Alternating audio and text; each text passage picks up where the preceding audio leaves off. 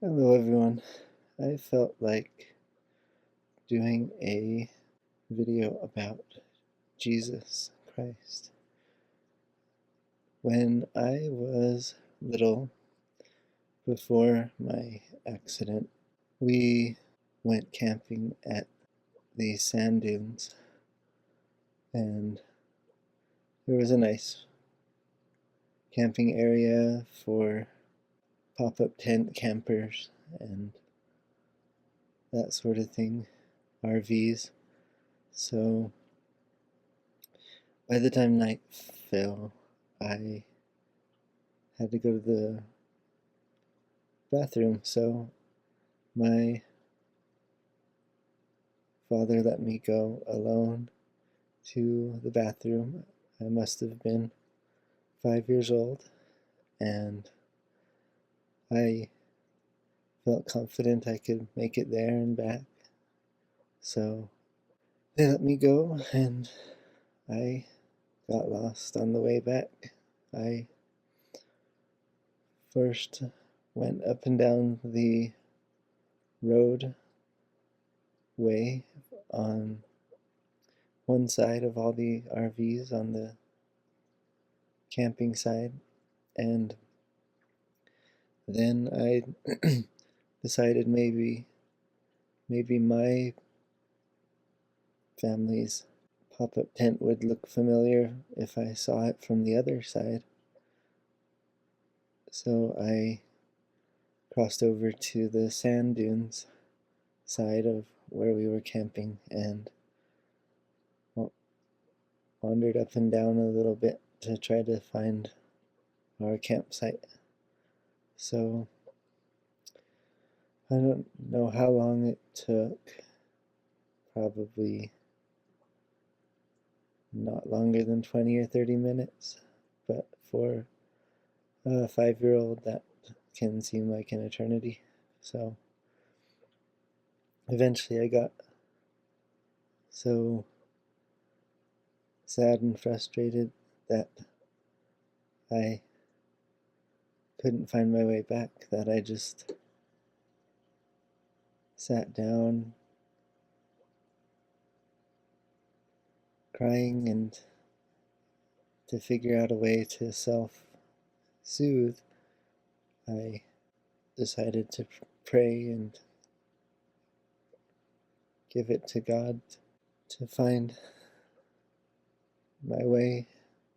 And this narrative structure of giving it to God just seems to have stuck with me all my life.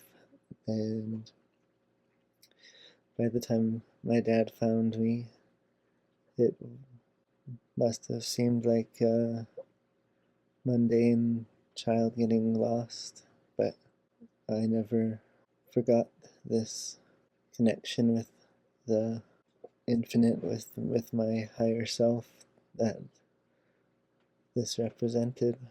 So the story that my family had imposed on me had a comparison to my own story, to what was really virtuous and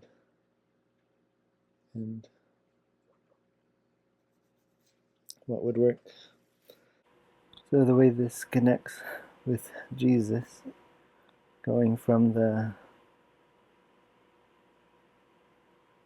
abstract, self-soothing idea of God for a 5-year-old, is I was told about Jesus in the cult that I grew up in, and I only finally felt a connection to this man when somebody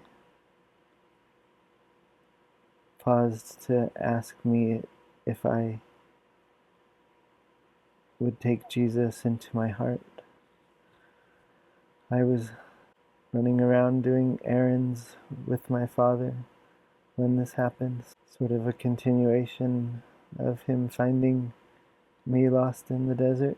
To have this nice woman show up as well, she offered me a different direction to go, compared to a 5-year-old's only choice of trying to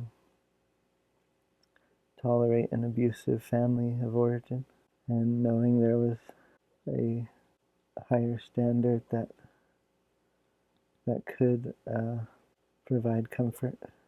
So I was running errands with my father, getting ready to go on what they call a mission for this cult, to go try to recruit new members.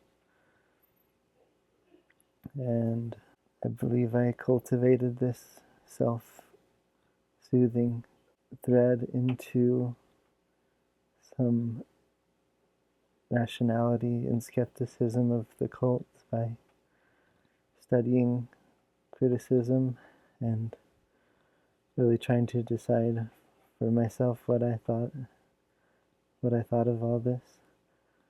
If I was just some stranger, some blank slate that showed up to these cult meetings, what would I think? So they sure try to impose a narrative and a role onto anyone they come in contact with. This cult, they don't allow questions and rational analysis. So my current thoughts on Jesus is sort of, I like to think of how he was so strong to stand up to tyranny, to basically refute Caesar's self-proclaimed man-god status. And that's what is important about rising from the dead for me, is the physical man dying on the cross isn't so important as his story continuing. And his story continued all the way into the New World, North and South America, where these languages and these Christian ideas were brought over. They were brought over into this masculine Mayan-dominated context. And I feel like understanding the abuse my mother inflicted on me is the other side of the coin of Jesus Christ's active decision and conscious knowledge of the good in people despite what was done to him. And now that I've self-diagnosed some brainstem level damage in myself, I can really work with people without getting things to be too complicated or letting myself feel entitled or exploiting anyone. I feel I'm very sensitive to any terrible cult like collective interpretations of Jesus' story. I feel like there's valid criticism in the groupthink tendencies of some manifestations of trying to appreciate the real individual that he was. And I try to really appreciate the divine standard and example that he was pointing to and demonstrated.